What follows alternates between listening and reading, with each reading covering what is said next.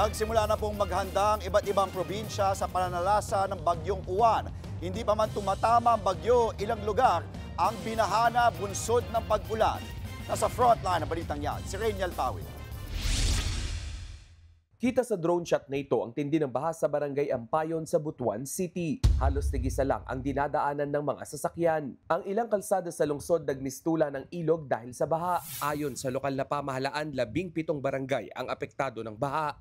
Higit 2,000 residente ang inilikas na. Sa ibang probinsya naman, tuloy-tuloy ang paghahanda sa paparating na Bagyong Uwan. Sa Bulacan, isa-isa nang ipinwesto ang mga rescue boat na gagamitin ng Local Disaster Unit. 9 na pasahero raw ang kasya sa isang bangka. Ito ang gagamitin ng rescuers sa paglikas sa mga apektadong residente sa paparating na Super Bagyong Uwan. Nakahanda na rin ang mga pulis sa buong probinsya ng Cagayan para sa mga gagawing rescue operation. Tinakpan na ang mga bintana ng munisipyo sa bayan ng Gonzaga. Nakahanda na rin ang mga life vest na gagamitin sa pagresponde sa baha.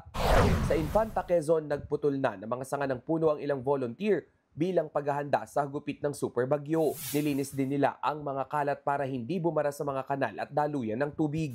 Nagsimula ng magrepack ng mga pagkain at iba pang relief items na ipamimigay sa mga maapektuhan ng bagyo. On standby naman ang mga gagamiting rescue vehicle gaya ng mga ambulansya at rescue boat. Sa Camarines Norte, inihanda na ang gagamiting evacuation center sa probinsya. Nakaposisyon na rin ang mga ipamimigay na mga pagkain. Sa Kamsur, sinimulan na ang forced evacuation sa ilang bayan, lalo na sa mga malalapit sa dalampasigan. Nagtulong-tulong ang BFP, PNP at rescue personnel ng iba't ibang bayan para dalhin sa evacuation centers ang mga pamilya.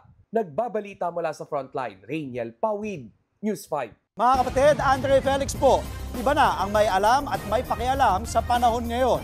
Para po sa tuloy-tuloy na balitaan sa Frontline kahit weekend, mag-follow at mag-subscribe na sa social media pages ng News 5.